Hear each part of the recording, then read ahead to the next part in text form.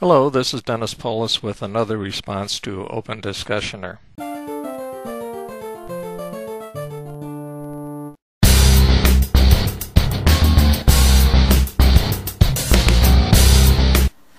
He then continues to say that in other videos I did not address, he proves God is in mind. He uses an argument from intelligent design to argue evolution is intentional and requires a mind guiding it. He wrote a paper on it in 2010. Let's go ahead and read the first sentence in what I assume is the abstract. Philosophical naturalists claim macroevolution shows order emerging by pure chance.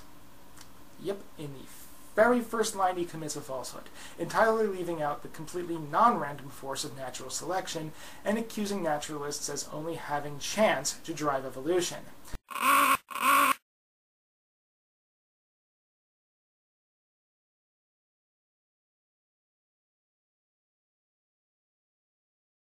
Now his paper explaining his position is rather long, but thankfully we don't have to go point by point going over a lot of the same intelligent design arguments we've heard a dozen times before.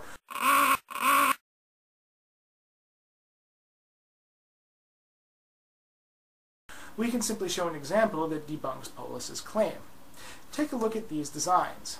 Not only do they have structures that enable efficient movement, but they also utilize various strategies to reach their goal, which is to be closer to the block than their opponent after a set amount of time.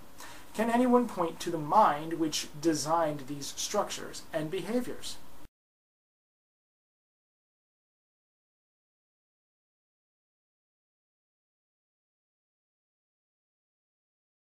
You can't, because there isn't one. These were not programmed into this virtual world. They started off as two blocks, and through simulated random mutation and natural selection, all of these various simulated creatures came about.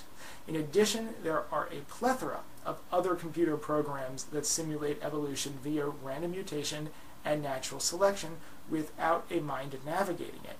And they work just as well when the computer is alone than when a person is in the room. So intentionality has nothing to do with this.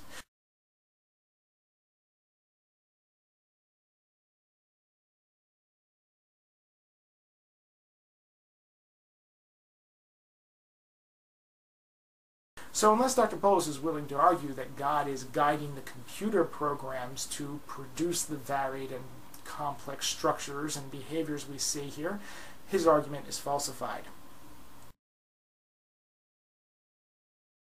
Now, he also argued that the law of nature and the laws of nature are intentional since they have aboutness. The law of conservation of matter and energy is about matter and energy. Therefore, it requires a mind. He seems to be guilty of a category error here. Our understanding of the laws of nature have aboutness. In order to make sense of how the universe works, we describe our consistent observations and call them laws. But there is nothing to suggest there must be literal laws. As I've said a number of times, naturalism is irrational. Naturalists want to have laws that actually work in nature when they're doing some things, like explaining the Big Bang or the evolution of species.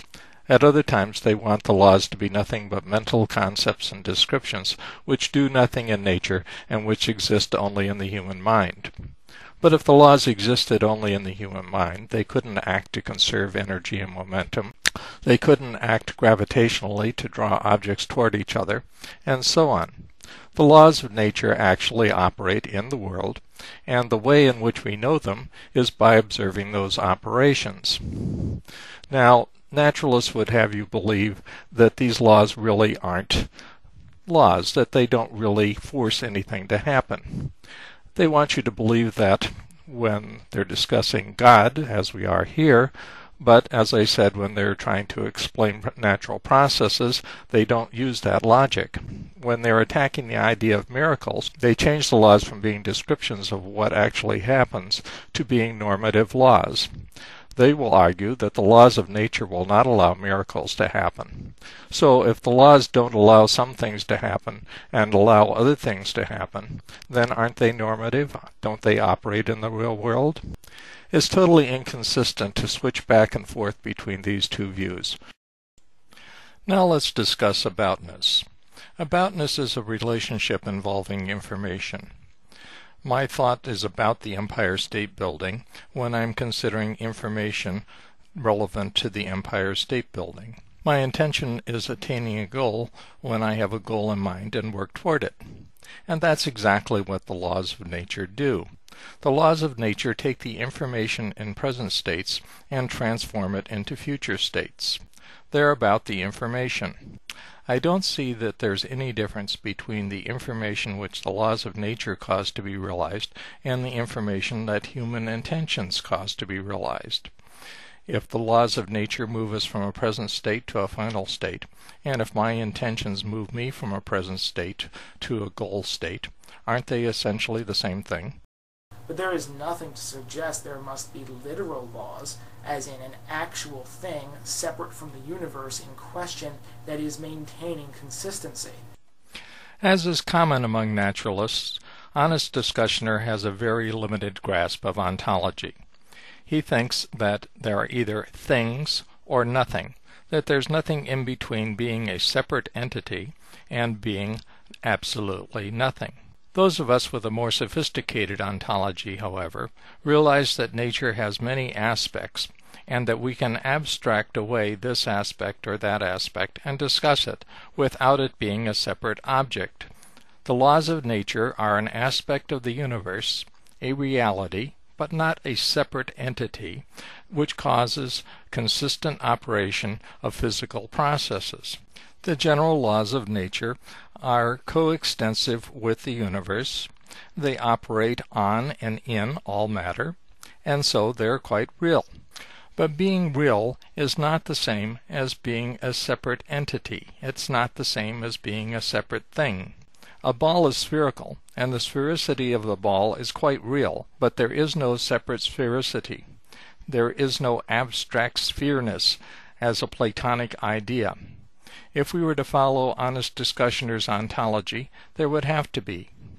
In my ontology, which is basically Thomistic and Aristotelian, we realize that there are aspects of nature, notes of intelligibility that the mind can fix upon, that these notes are quite real, but that they are not necessarily separate beings. For example, if there is no way to create or destroy matter, then we could say there is a law of conservation of matter and energy. The difference between what is logically possible and what is physically possible is determined by the laws of nature. If it is logically possible to destroy matter and energy, and it certainly is, if it's logically possible, but it's not physically possible, there is some reality, some aspect of nature preventing this from happening. And that aspect of reality is what we call the law of conservation of mass energy. Why don't things poof out of existence? Perhaps there isn't anything that would cause it to poof out of existence. As far as we know, things require reasons to occur. And yet Polis thinks we wouldn't need a reason for something to poof out of existence. It would happen for no reason unless there is something to prevent it from happening. Here's where HonestDiscussioner's faulty ontology comes in again. He thinks that reality is static and that non-being requires a reason. Of course, it's exactly the opposite. Quantum theory tells us that all of matter is alive with vibrations. De Broglie waves are constantly vibrating inside of atoms, molecules, quarks, and the most elementary particles of nature. If something were to cease to be, it would not be operating. It would be, in fact, nothing. And nothing does not require a cause. We don't need a cause for nothing to happen. We need a cause for something to happen. And all reality is something happening. As I say, it's alive with vibrations and motions. There is no bit of material reality which is in any way completely static. So matter poofing out of existence requires no cause. It requires only that the cause which is now making it dynamic cease to operate.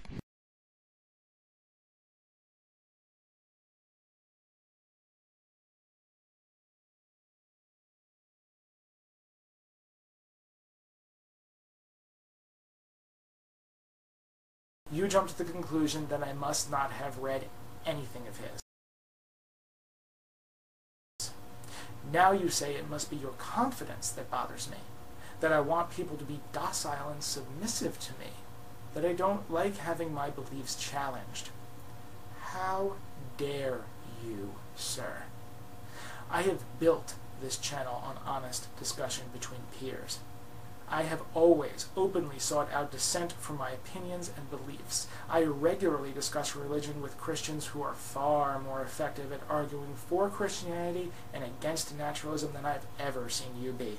People like Rational Roundtable, UNFF Wildcard, Gambler, these people who have never been submissive to me, who constantly push me intellectually, and for that they have my highest respect, and I proudly call them friends. There are many Christians on YouTube I respect and who in turn respect me, like Bossman103, Epidemic 2020, and even the Archbishop of the Canadian Russian Orthodox Church, All Saints Monastery.